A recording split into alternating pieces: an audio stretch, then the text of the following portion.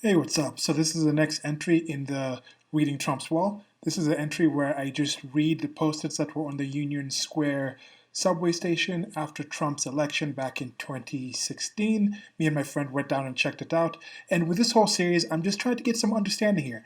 I'm keeping in mind that when people speak about things, especially politics, and especially Americans speaking about politics, they literally mean things figuratively. There's a different video where I talk about that, and I'll leave a link to the intro about this series. But essentially, I'm going to read what they literally say and think, okay, could they literally mean this? What's the literal meaning by this, and what would mean in their lives? And then I go to what I really think was actually out there, the figurative idea of what this is, which I propose to you in most of these is the actual real thing that they meant.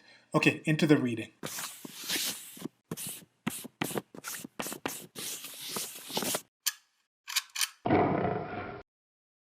Okay, so before we get into this, I normally give some current affairs type of thing. Don't really have much to say right now on this one. We're in a transition period. I think Joe Biden is probably going to win the nomination to run against Donald J. Trump.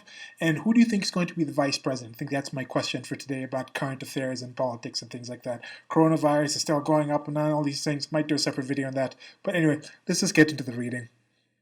Okay, so the first one, Ben was here. So this one I think is kind of cool, and it's a small city. I mean, yeah, it's the largest metropolitan area in the United States of America.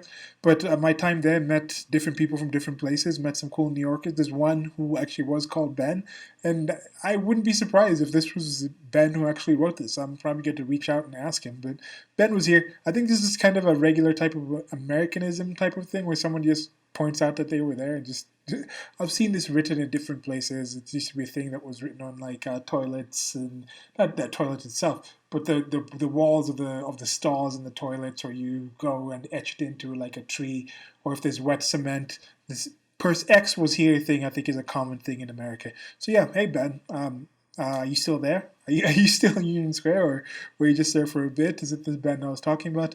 I don't know. Moving on to the next one. It was rather apolitical in that sense. But we're met with this one. Florida is the scum, in capitals and underlined, of the country. The scum. Florida is the scum of the country. So, with this situation, I am assuming it literally means scum. Okay, there's this thing with Florida. There's a whole Florida man type of stereotypical thing where there are crazy stories coming from Florida man and his Florida woman, just issues and things that happen in Florida. But Florida is an interesting place in the United States of America. It's a The demographics are mixed up. There's a lot of older people. There's a lot of immigrants, and I wonder would this person consider the scum to be the massive ex-Cuban population of the people that came across? And this is the thing: when you look at a place like the United States of America, what are you comparing it to as in other countries? People from Cuba came over and settled in Miami area. It was a big Cubano per population there, and they loved that place compared to where they were. There's people who are dying, literally kill themselves to try to get to the United States of America. And then you have this person who probably is an American living, I guess, outside of Florida. And then that's the scum of the country. But that scummy place to this person, if it's the literal meaning, is a place that's also the land of milk and honey for other people who would literally risk their lives to get there and settle there and live there. You have a lot of older people who live in the rest of the country, and then when they retire, they go down to Florida. There's Disney World there. I went to Disney World. Disney World is one of the most amazing places in the world that I've ever been to. It seems expensive, but when I was there, I felt like your money is not better spent anywhere. You can see where that money goes, the amount of effort and work and planning that makes the whole Disney World thing go around. So Disney gets some negative things with what they're doing in the media and movies and films and TV and things like that. But when it comes to the actual park, Disney World, they're always going to have tip of my hat to them, and also starting the whole animation industry, getting it to a big place. That's been a big. I'm a fan of animation. I'm an animator and things like that. So there's things with Disney. So there's things with Florida that I like. I've met really great people from Florida. I haven't met too many of these Florida man type of people. These goofy type of. I guess it's the equivalent of just your redneck or just your ghetto hood thug person who's just dumb. There's a Florida version of that. They just say like, Florida man found had his foot eaten by an alligator because he had it in his bathtub to make some special kind of liquor that has alligator saliva or something like that. There's crazy stories come out of there, and that's the kind of thing that. But I think the main thing they're talking about here, the scum, is because they think if Hillary Clinton somehow won Florida, they would have actually won the election and Donald Trump would have been in there and things like this because there was different places in Florida that went to red. That was one of the combative states, and it's one of the regular combative states. And coming up to this election, that's another thing they were talking about. They're talking about Bernie Sanders is not going to actually be able to carry the Floridian vote because of the huge Latin population, not just Latin population, not just Latinos and people like that, but specifically from Cuba. They came from Cuba. They know what communism is. They know the whole trick of socialism, and they wouldn't buy that. And then they had that video coming out. I think there's been somewhat of a hit towards Bernie Sanders coming out where he was talking about, oh, well, Castro, he initiated a literacy program, but this is a thing that's normally done in certain places. They want that literacy program in so they can make sure you can actually read and understand the government propaganda. If they still control what you read, then it's not really that important. It's not like, hey, we're just giving you free reign on the internet. I'm sure people in China have a pretty high literacy rate, but the internet is controlled. The media, what they can actually consume, is very controlled. So, in that kind of sense, you want to have an actual literate population so you can indoctrinate them properly. So, I don't think Bernie Sanders would really pass there. It's probably a high black population, and as I've mentioned before, seems like African Americans, black people are the people who are keeping the Democratic Party away from just going on to full on like a communist, so full on socialist road to the Communist Party of the United States of America. So yeah, that's one thing with that. So I think that's just it. I don't think they literally mean scum. I'm sure they're salty for the loss and things like that, and this kind of thing people just say, "Oh, you're scum, scum." They don't literally mean that. But anyway, that's not the way you're going to win votes. On to the next one. We can stay together. Okay, yeah, I think you can. I think that's we can stay together. There might be some thing back there. I don't know if this is a play on Hillary Clinton. I'm with her type of thing. We can stay together. I don't. Yeah, I think that was. Or was we can't stay together? Uh, what do you think? Do you think there could be actually something in there?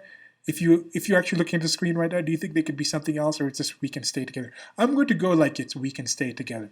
So this situation, I definitely do think can stay together. The United States of America is a lot more united than I think people think, and there's probably a lot of people in your life that if you actually had more discussions, you'd understand there might be certain political positions, certain cultural positions, certain ideas about the world that you may disagree on. But I think you'll find you agree on a lot more.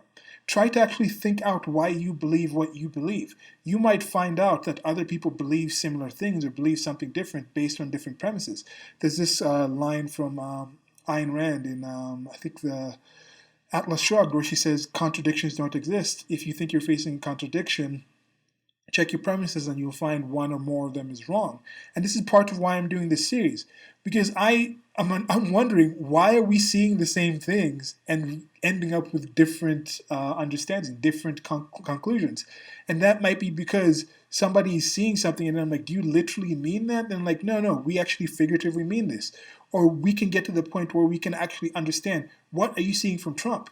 What are the things that you did? You listened to this 30-minute speech, but how come you took more importance out of this 5 minutes in here and I took more importance out of those 10 minutes at the end?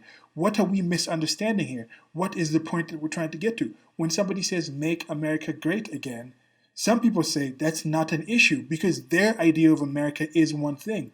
Yet for them, they might not be able to understand. For somebody else, their idea of America is a whole different thing. So when they're saying make America great again, it means different things to those people. It's the same words, it's the same country, but it means different things to the different people. So how are we going to get to stay together? And since Trump has been in presidency, since he has had his first term's almost ending right now, what division are you actually saying has happened? Do you think America is less together now than it was in 2016? I don't think there's been any necessary things where he has directly divided Americans. There's people who might have said his rhetoric and things like that have increased certain things. But I think if you're just being somewhat honest and looking at the general ideas of what was being proposed to happen, what was being feared, people were saying was going to happen with Trump's win, hasn't happened. I think the people who actually say it's worse, I don't know. If you can explain to me, what is the actual division? How do you think they're not together? Because definitely there is people talking about already the rhetoric coming up for this next election saying, if we finally actually let Trump win again, we're going to lose the country forever. We're going to lose the idea of America forever. And that could be a different idea of what they have about America. But I think that's just rhetoric. I think that's just figurative fear mongering and stuff. Okay, on to the next one. Rigged. So with this one, just rigged. This just goes with the whole, like with this one now. Yeah, okay. Was this person speaking about rigged with Trump directly, or is he speaking about rigged with Bernie Sanders versus Hillary Clinton, which came before? And there was a strange bowing out, and this goes to the thing where I think somebody gave a really good take on the whole Bernie Sanders thing, where he doesn't really want to win. He's enjoying running, and him running has knocked him into that billionaire class, into that 1% of the world. He was talking about in the past how we need to stop millionaires. I can't do a good Bernie Sanders. I guess I got to hear his stuff. But we need to stop the millionaires. We have too many millionaires and billionaires and not paying the fair share. And then now that he became a millionaire, now he's dropped millionaire out of his rhetoric. Now it's like, we need to stop the billionaires. There's too many billionaires. And he's probably not going to get billionaire. I think he's 78 or something now. I can see him just dropping out and being like, okay, I'm going to give this a decent fight. Then once it gets to the convention, Joe Biden takes it. And then he just steps out. He's not a Democrat. He's an independent. I don't see him running independent. I don't think he's really about that smoke. He's already going to get his boost out there. He's getting his money, he's getting his crowds and things like that. He's moving his revolution. So even in his headcanon, he's tried, he's done things. And if his headcanon is actually, oh, I'm actually a socialist and this country is against that, then maybe he can think these people are fighting against it. But maybe he can also just convince himself that he's pushed enough of the party to the left that people like Alexandria Ocasio-Cortez, people like, what's her name? The one representative from ex-Somali, or she was of Somali origin. Now I forget her name. It's not too important. The Squad and just in general, the Justice Democrats, those type of people, they've brought a youthful energy, I guess, to the party, to the Democratic Party that wasn't necessarily there. But most of them say we're Democratic Socialists and think they lead more socialist. I don't necessarily think it's going to last as long as it is. I think Donald Trump's going to get in with a win, as I said, in 2020, give them a thrashing, and he's going to give more of a case for capitalism and for more of the liberty type of thing. This is what I'm thinking is going to happen. But anyway, just with Trump winning again, even if he just repeats what he did this first term, it's already going to be enough of a show to the rest of America that we don't want to go more to the social side. I think that's going to be enough. And you just see the pushback. Even with the African Americans, you just see that, and I think that's going to spread. When you actually ask the people who say they support socialism to define socialism, they don't really come to the actual definition of socialism. And by socialism, I'm just defining it simply as a system of social organization in which private property and the distribution of income are subject to social control. And then, of course, the political movement that goes around into trying to get this whole system in. And when you think about these things, yes, there are already a lot of things in the United States of America that are planks or that are parts of socialism. So you can say a lot of things in the state. The state itself is kind of in nature a socialist kind of thing because it has that control. It has that monopoly of violence over a given area. It taxes people, takes that money by force from people, and then redistributes it to other people in different ways. So that whole redistributive thing, I think there is something still in the ethos, still in Americans that is against that kind of system. And I think that's going to continue to be shown as long as Trump stays in and communication is spread out and more people are asked to actually define what they mean by these things. And yeah, so anyway, I think it's good times ahead. That's it for this video. Till next video, I like to keep these between 10 and 15 minutes.